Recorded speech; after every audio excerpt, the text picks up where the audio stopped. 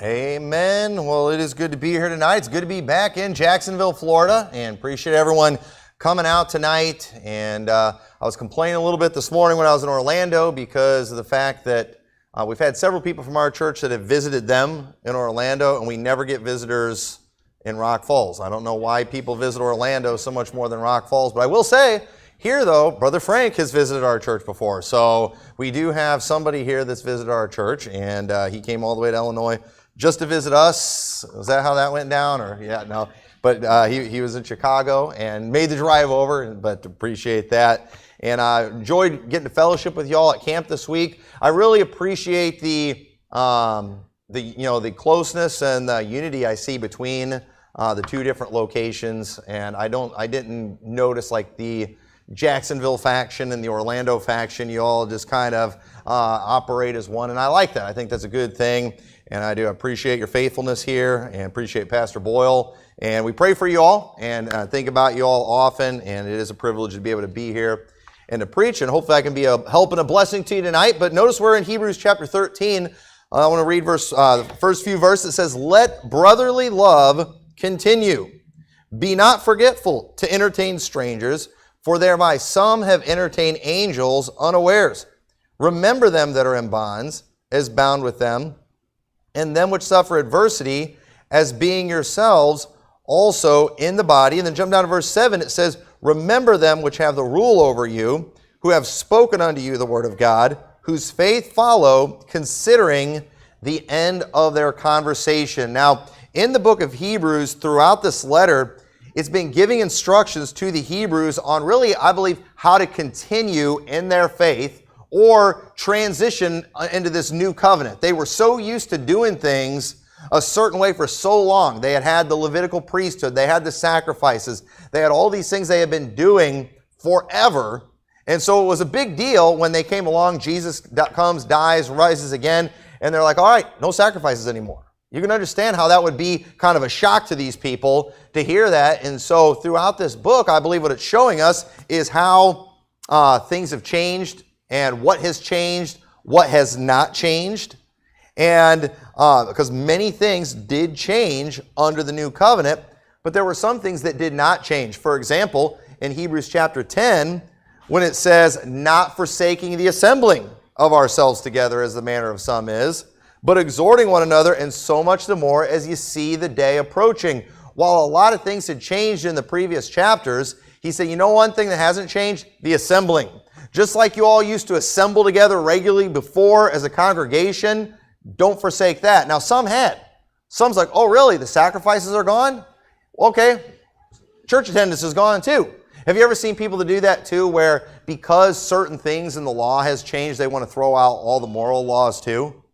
It's like, because just because we don't sacrifice animals anymore, they think the death penalty's gone. And it's like, no. The things that changed, the Bible tells us what has changed. But some people want to throw everything away.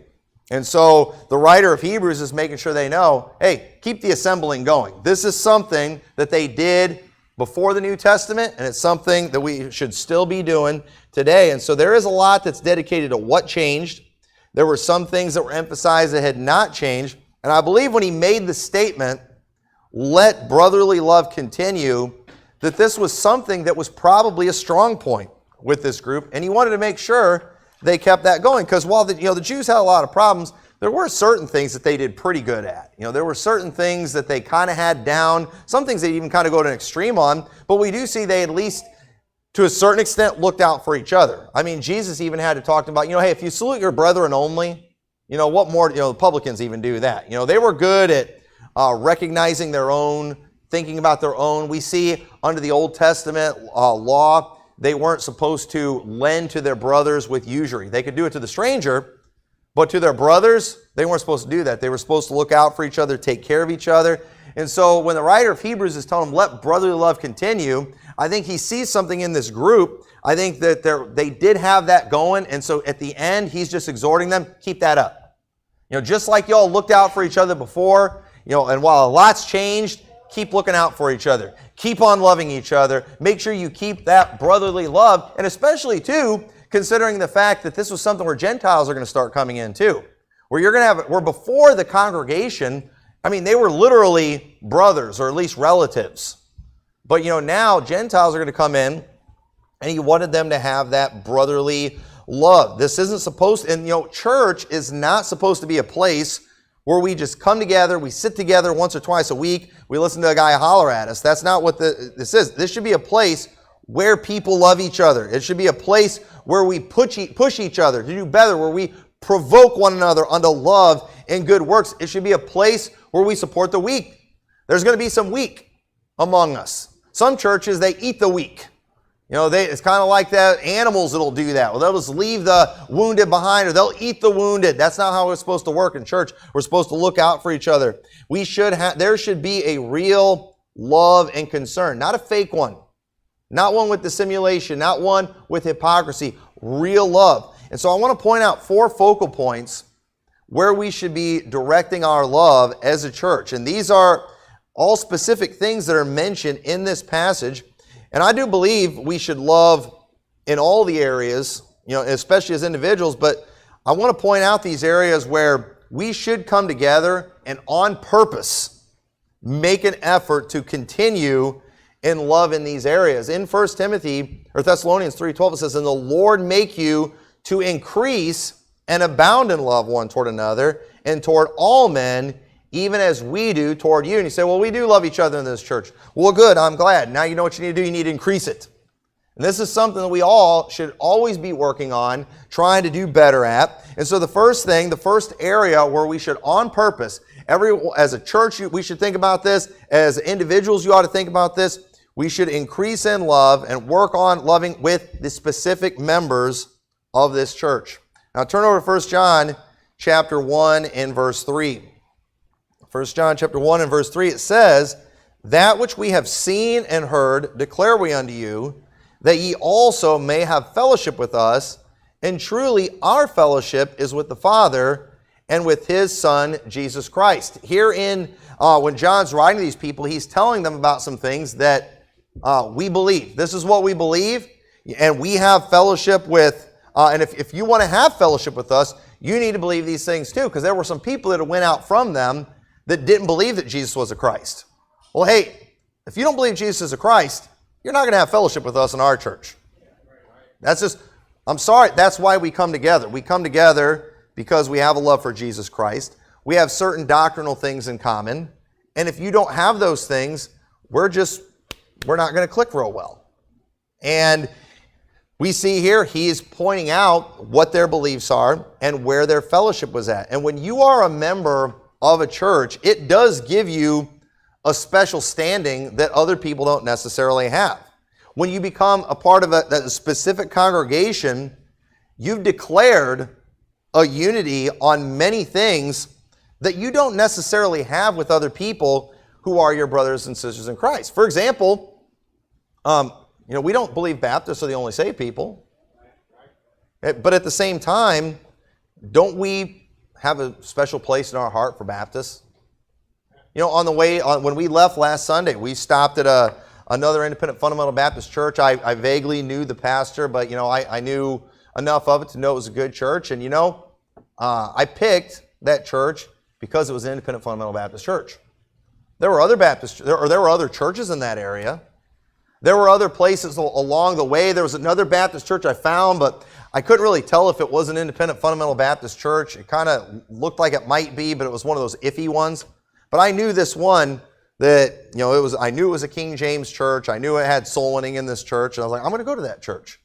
You know why? Because I favor them over people who disagree with me on a lot of things. I don't even believe King James only people are the only people that are saved. I think there's a lot of people out there that are saved that haven't been taught right in that area. But you know what? I get along a little bit better with the King James only churches. I have more of a closeness and a connection. And and even us, when it comes to the connection between my church and this church, there's certain doctrines where we're kind of outsiders in a lot of ways in the IFB world. And the fact that we have those things in common, it makes us just a little bit closer, doesn't it? Because we've got just a little bit more fellowship. I can come to this church and I don't have to worry about hearing a sermon on end times and cringing through the whole thing. I'm thankful for that. And so I'm going to like this church a little bit better than maybe another church in town that, they've got a lot of right doctrine, they got right salvation, but I might have to listen to them, get up and start waving an Israeli flag in that church or something like that. I still love those people. I can still fellowship with those people, but I'm just going to cringe a little bit when all that's going on. And so, the closer we are, the more fellowship we have. And when you become a member of a church, you know what you've done? You've said, this is my church. And so those people in that church are going to have a special place. The problem, there's a lot of people today, they got one foot in one church and another foot in another church. And you can't do that, all right? You can't do that. It's okay to love other churches, but at some point, you got to figure out what church you belong to. At some point, you got to figure out who your pastor is, and you just need to get all in and get involved and just go all out and pay special attention to those people. I've been to church with people before. They are just that interested in what goes on in their own church, and they're that interested in what goes on in other churches. And they're a pain in the neck. I mean, every big day, they're missing your church, their own church, because another church is having a big day. And it's like, have some loyalty for your own church. The people that you sit in church with on a regular basis, they should have a special place in your heart. And so Philippians 2:1 says, if there be therefore any consolation in Christ, if any comfort of love, if any fellowship of the Spirit, if any bowels and mercies, fulfill ye my joy, that ye be like-minded, having the same love, being of one accord and of one mind. Let nothing be done through strife or vainglory, but in lowliness of mind, let each esteem other better than themselves. Look not every man on his own thing, but every man also on the things of others. So notice here, we've been commanded to be like-minded, one accord, one mind. And then it goes on to say, it talks about us having lowliness of mind, esteeming other better than themselves. You want to know why people often cause division in church? Because of a disagreement? It's because they just can't stand it that somebody thinks that they're right and they're, over them.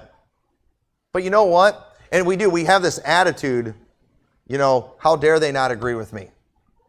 I'm better than they are. I outrank them in this church or whatever. But if we actually had an attitude of esteeming other better than ourselves, we wouldn't get as upset about that kind of thing.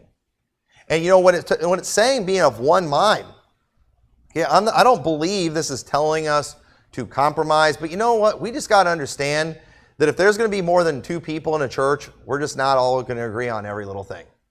It's just not going to happen. But what we do is, as a church, we're like, you know what? I'm uniting in this area.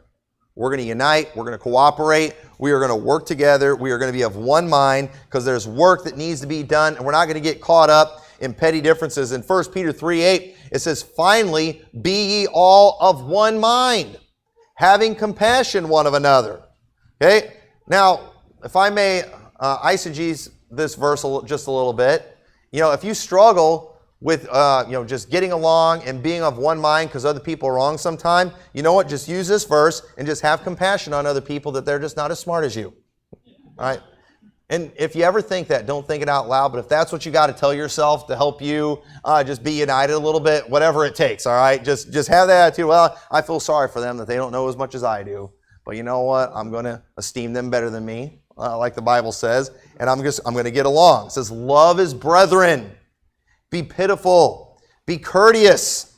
Not rendering evil for evil or railing for railing, but contrariwise blessing, knowing that ye are thereunto called, that ye should inherit a blessing. But this is what often happens when there's disagreement. We got to find some way to make that disagreement that we have a heresy and a damnable heresy so we can get them thrown out of the church. Because we just can't handle having that opposition that's there. You know what? We don't need to do that. Don't get caught up in that. Don't do the railing for railing. Just be a blessing, be a help, cooperate. Why? Because we love these people. It's amazing what we'll put up with a lot of stuff when we love people. It's like babies, right? I mean, really, what do babies contribute to the family? Nothing. They make a lot of noise, they're a whole lot of work, and they poop their diapers, and it's disgusting. But at the same time, while they make a mess, we clean it up, don't we? You don't just cast them out. And let me tell you, there's been some bad diapers before. But I never thought about just throwing the kid outside and saying, I'm done with it. I've had animals before that had problems, and we got rid of the animals. But kids, you don't do that. You know why? Because you love them. And if we actually love people and they've got issues and they make a mess and they cause some problems sometimes, you know what? We'll figure out how to help them out. We'll figure out how to deal with it. We'll figure out how to put up with it. You know why? Because we actually love them. That's how we deal with these things. So many people are just anxious to just get rid of anybody that's any kind of nuisance at all. That's not how church is supposed to work. We see in 2 Corinthians 13:11, it says, finally, brethren, farewell, be perfect, be of a good comfort, be of one mind. Live in peace, and the love of God of love and peace shall be with you. You know why we can't live in peace a lot of times? Because we just can't be of one mind. That's what the Bible said to do, Romans 15:6, that ye may with one mind and one mouth glorify God, even the Father of our Lord Jesus. Wherefore receive ye one another, as Christ also received us, to the glory of God. Folks, let me tell you right now, this passage right here has just given us permission to put up with a lot of stuff. You know, some people, they just have this attitude, I can't compromise on anything. Nobody's telling you to compromise your belief. We're telling you to put up with people. We're telling you to be long-suffering. We're telling you to get over yourself. Nobody's asking you to change on anything. Nobody's asking you to go against your beliefs or your thoughts on something. We're telling you to be of one mind. We're telling you to have compassion. We're telling you to have brotherly love. Because it says right here, wherefore receive ye one another as Christ also received us to the glory of God. How many issues did you have when you got saved? And Jesus received you, didn't He? With all your issues, and we can't receive other people with their issues. It's amazing how fast we expect people to get like us when they come into when they come into our churches. I mean, it's like they come in for the first time. You know, from some maybe non-denom church, maybe, and you know, they're saved, but they haven't been taught a lot of doctrine, and we're ready, you know, we're like grilling them at the door on all their beliefs and ready to throw them out if they don't line up with this exact, well, I think they're an infiltrator. Well, maybe they're just coming here, trying it out. Maybe they're coming here to learn. You know what? Receive Him as Christ received you. You had all kinds of issues. You didn't know it all when you first got saved. I'm telling you right now, Romans 15:6 and 7 gives us an excuse to put up with a lot of stuff with people.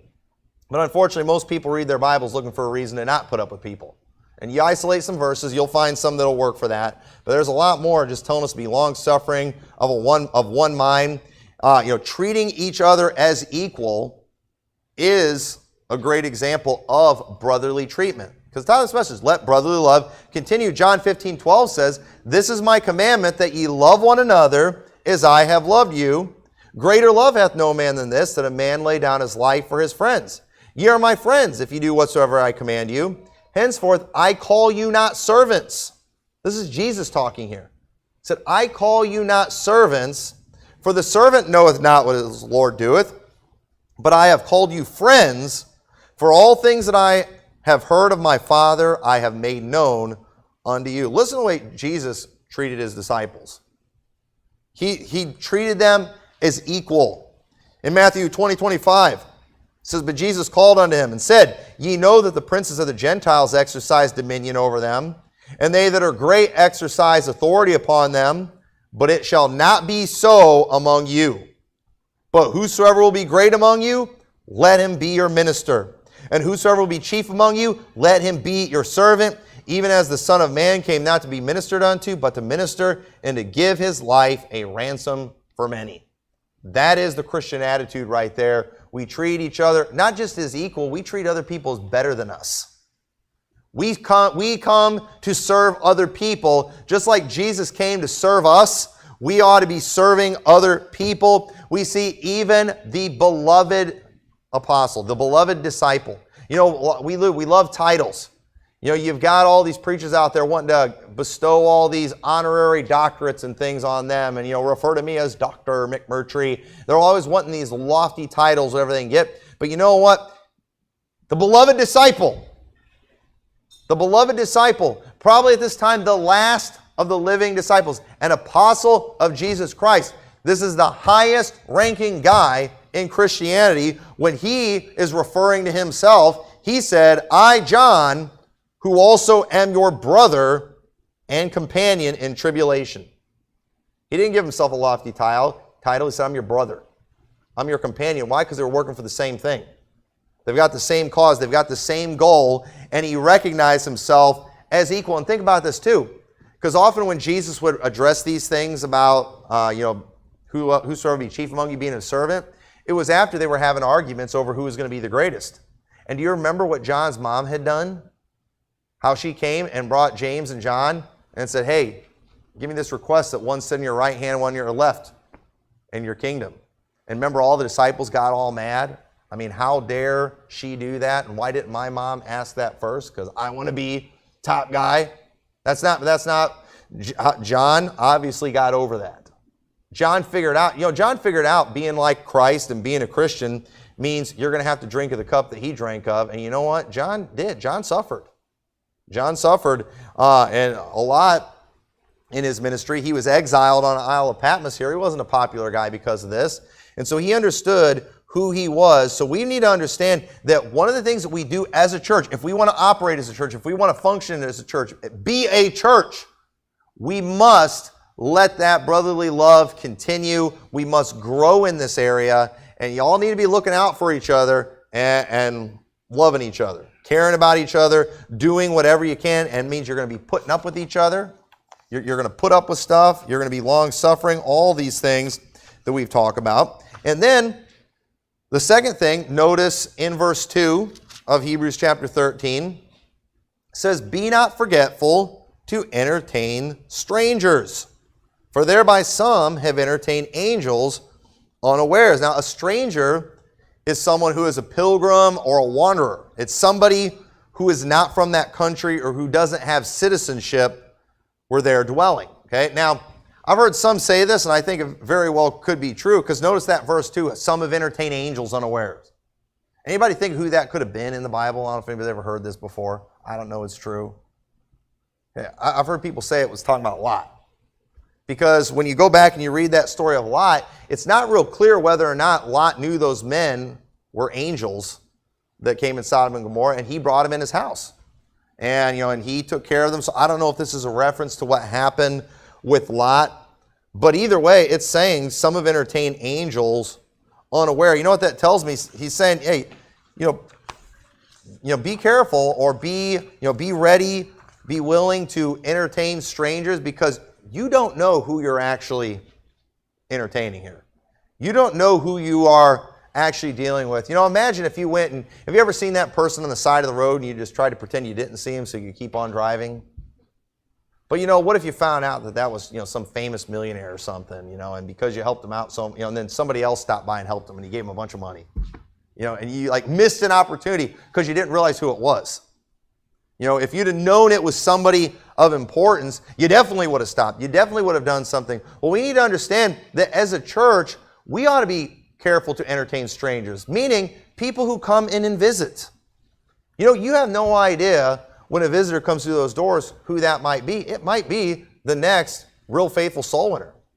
I mean, it might be a future pastor of this church someday. That family that comes in and they have those little kids that maybe are messing around, don't behave really well in church. You know what? Some of those kids might turn out to be your future in-laws.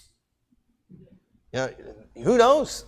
They might be the next big blessing to this church, and we need to see everybody as having potential, because of the fact, too, that, if a person gets saved and they get filled with the Holy Spirit, there's no telling what they can do for God. They might not look like much when they walk in, but we know what the gospel can do for somebody. We know what a consecrated life can do for somebody, what the Holy Spirit can do in a person's life. And so, we shouldn't just have this attitude of, who cares about them, and we're just all focused on each other. You know what? We ought to be ready to entertain the strangers too. When the visitors come in, you ought to treat them like royalty. You ought to love those people. I mean, take them out to eat. Do something for them. A lot of people, when they come to church, they're looking for acceptance. They're looking for friendships. Some people, when they come to church, they're looking to just come visit, check it out, blend in, and get out. And there's some people like that. And I just determined a long time ago, sometimes you're going to scare people off for giving them too much love and too much attention. But you're also going to scare people off for not giving them enough attention too. And I just determined a long time ago, if we're going to scare people off, I want it to be because we gave them too much love and too much attention. That's what I want. That's what I want to do. I don't want anybody to come through our church and be like, man, those people didn't even care I was there. I don't want that reputation. I don't want that to ever happen. And so the point that we can get from this is, whenever someone comes and visits, you should always be hospitable. Said, you don't know who they are. Said, it might be your next best friend. The future in-laws, it may be someone who at first doesn't seem like somebody you'd want to be close to, but God's Word changes people, folks. God's Word can change people in a great way. And so there's a difference between a stranger and a visitor. Okay, what I mean by that. Okay, like sometimes too, you have people that are just passing through the area. And our family's done that before. We'll go and visit a church, and they can always tell that we're just visiting. They can always spot us, and it's clear we have a church. But have you ever went and visited that church before, and then they get excited seeing the new family, and then they find out you're just passing through? Oh, you're just visiting. Oh, you're not a potential member of this church. Who cares? You see the letdown. All right, don't be that way. Okay, people who just come and visit, just be nice to them too. Who knows? They might move here someday. Maybe they might look one of these days and say, that church that was really, really friendly. Our company has a branch in that area. Maybe I'll move there.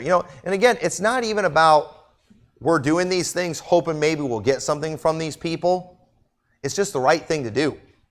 It's just the right thing to do. Understand, if a person just visits this church, just passing through the area, if they're saved, they're a child of God. If you're being a blessing to those people, you know what? God appreciates that. You've done something for the Lord by blessing one of His children. So we need to make sure we have that attitude. Entertaining strangers is just basic Christianity. Luke 14:12 says, "Then said He also to them that bade Him, When thou makest a dinner or a supper, call not thy friends, nor thy brethren, neither thy kinsmen, nor thy rich neighbors, lest they also bid thee again, and recompense be made thee.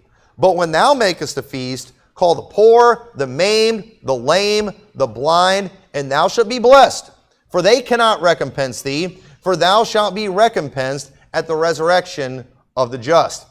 One of the attitudes I think we have, especially when you're a newer church and when you're starting a church, and I know, because so we started our church 10 years ago, and when you're starting a church, you're looking for the laborers, right? You're wanting the help. I mean, let's just admit it. We're wanting the talented people to come. We're wanting the singers. We're wanting the money, all right?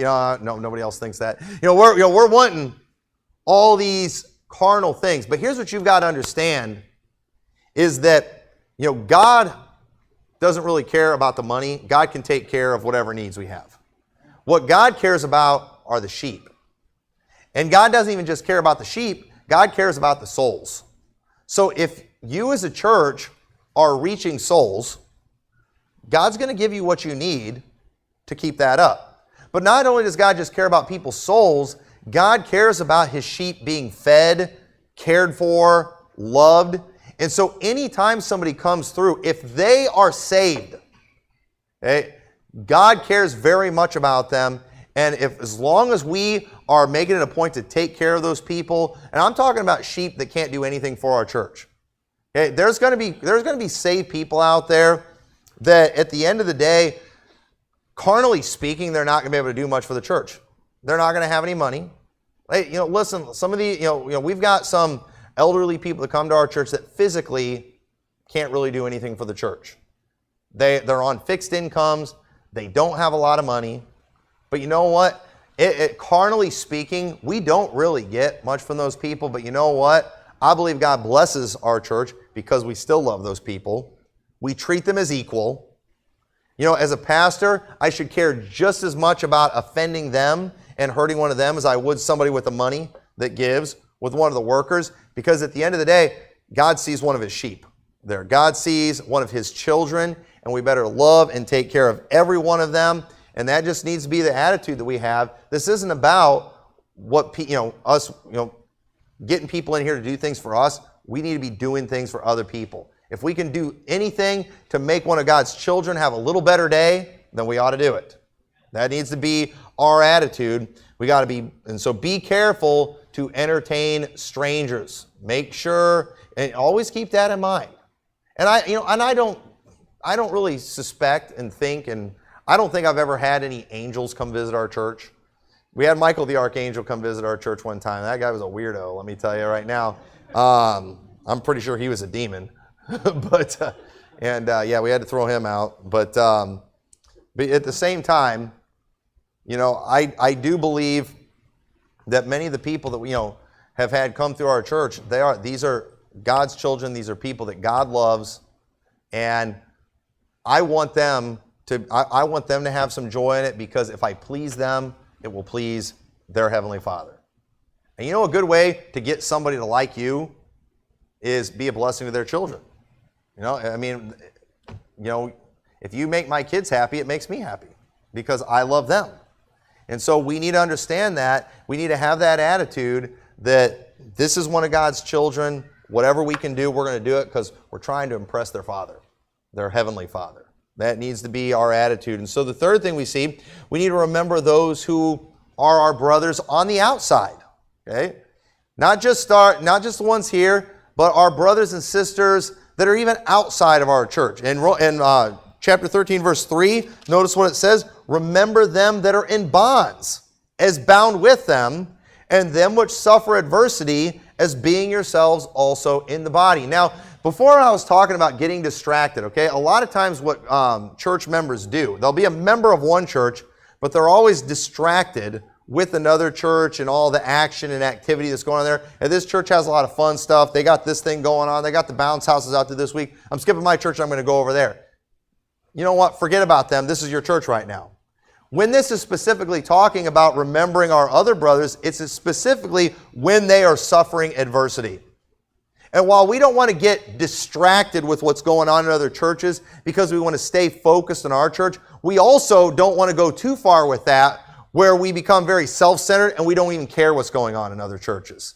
If we find out that another church that's of like faith, and we find out some of our brothers and sisters out there are suffering or going through a difficult time, you know what? We ought to remember them. We ought to think about them. We ought to pray for them, and we ought to let them know we're doing it too.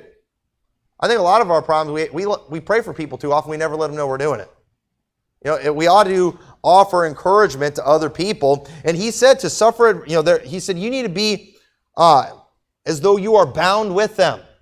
Man, they're suffering right now.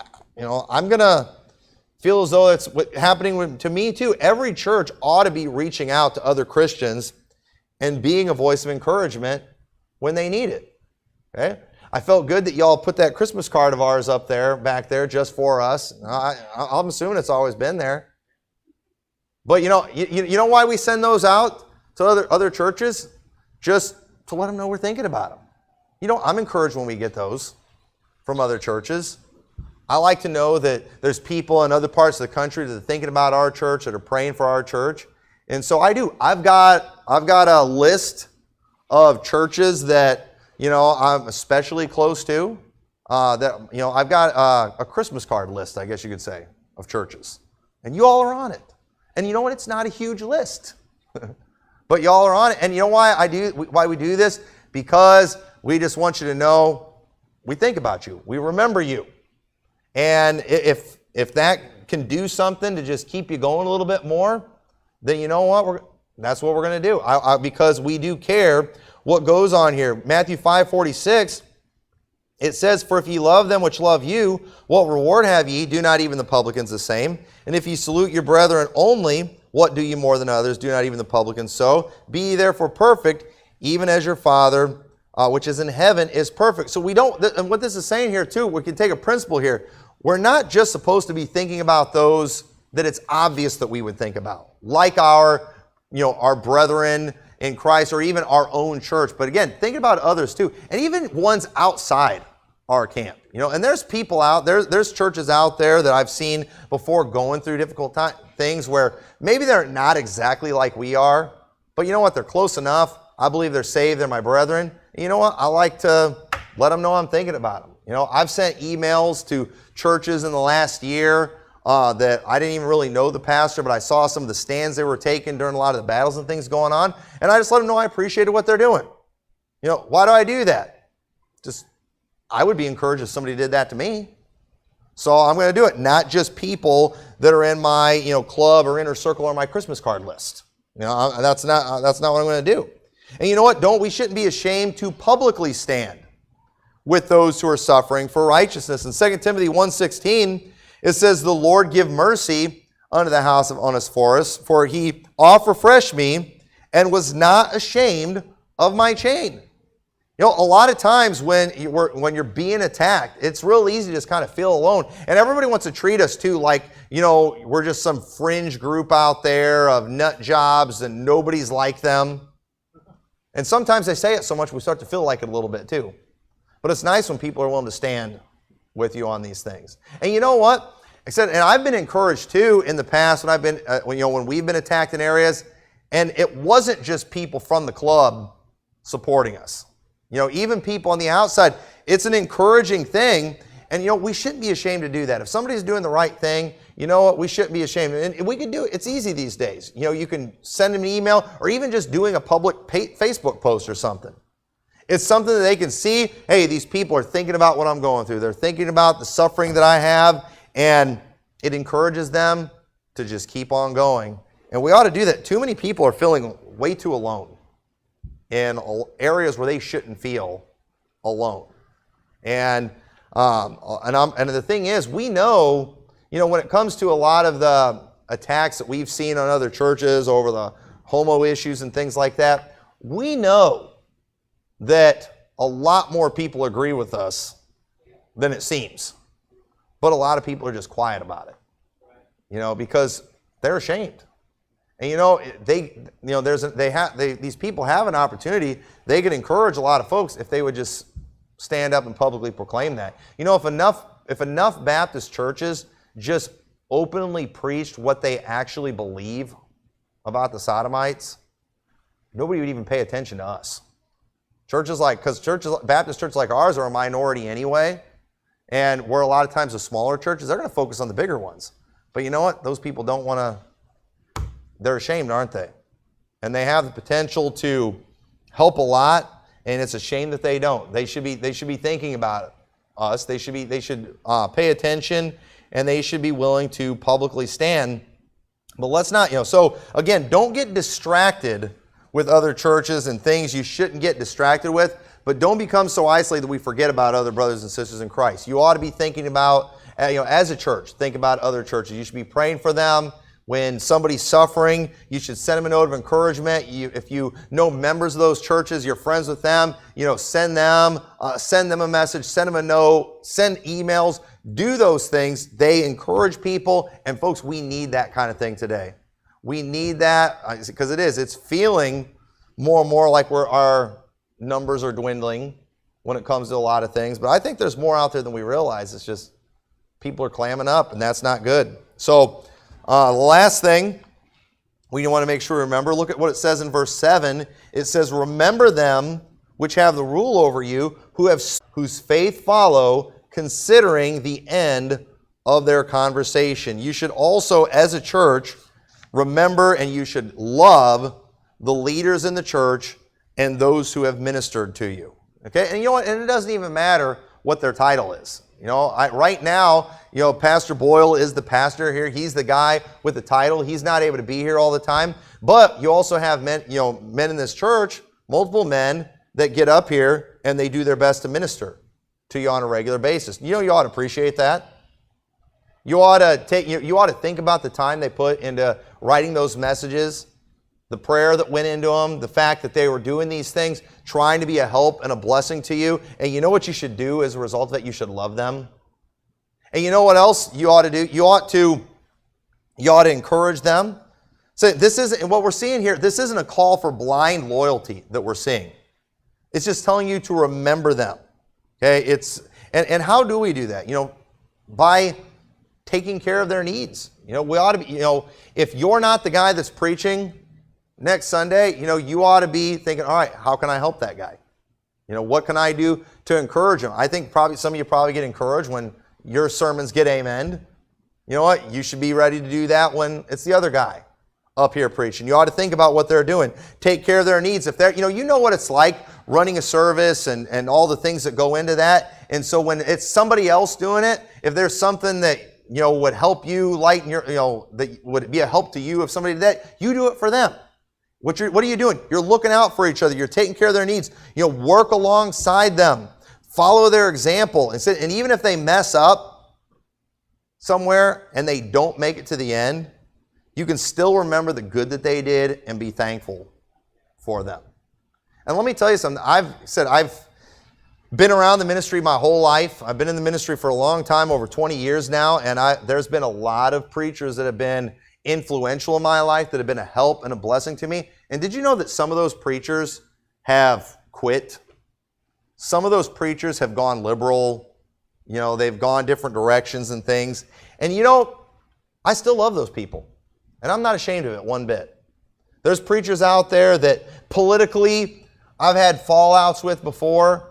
But you know what? I still love those people. And if I get a chance to be a blessing to them and honor them, I'm going to do that. And I really don't care what people think. So, well, you know, he's a part of this different club here or whatever. He's got, you know, I don't care. I appreciate what they did for me. I learned a lot from them. I was encouraged by them. And, you know, even in areas where I've gone a little different direction from some of the people that I've been friends with in the past, I still, and some of those guys got mad at me, I still care about them. I still love them. And I'm not ashamed about it. You know why? Because I'm remembering them. I remember what they did for me. I remember the sermons that I heard. I remember the things that they taught me. I remember the lessons that I learned from their lives. And I'm not going to forget that. And you need to be the same way. You need to think about those who've been a part of this ministry before Pastor Boyle, and that blessed you in different areas and that helped you. And you know what? Be thankful for that. One of these days, Pastor Boyle is probably going to hand this over to somebody else. And when he hands it over to somebody else, you ought to get behind that guy. But you know what? You shouldn't forget about what he did. You should always have a place in your heart. And even if, God forbid, something were to happen and Pastor Boyle were to go wacky in some area and, start teaching some weird doctrine, you don't have to hate the guy. You can just break fellowship and still love him and be thankful for all that he did do. And that's how it is for me. There's guys that I've had preach in my church. There's preachers that, were very influential in my life that I would never have them come preach in my church again, but I still love them. I remember, I won't say his name, there was a preacher I had preach for me years ago. It was a big deal for me when he came and preached my church. He was always a hero of mine. And I remember, but and I was a little concerned. I kind of had some suspicions of direction he was going. And I remember he was preaching in our church, and during the sermon, he preached a couple weird things. And I remember just sitting there and thinking, I'm probably never going to have him back. But you know what? While I made a decision right there, even while he was preaching, I'm never going to have him back, I didn't hate him. I still loved him, and I still do. You know why? Because I'm thankful for all that he did do. And at the end of the day, while there's no way I would let him come preach for me today, I still love him. Because you know what? Love is something that you can't just turn it off like that.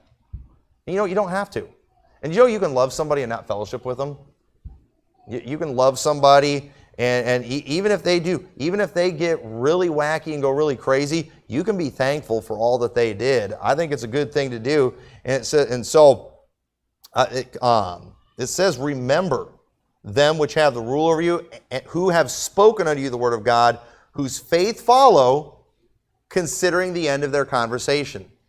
So notice again, this isn't blind loyalty. We follow their faith, but we do it considering the end of their conversation. So if it's somebody who finished well, and I'm thankful for the people that I had in my life who did finish well. A lot of my heroes that I've had in my life that were influential on me are in heaven right now.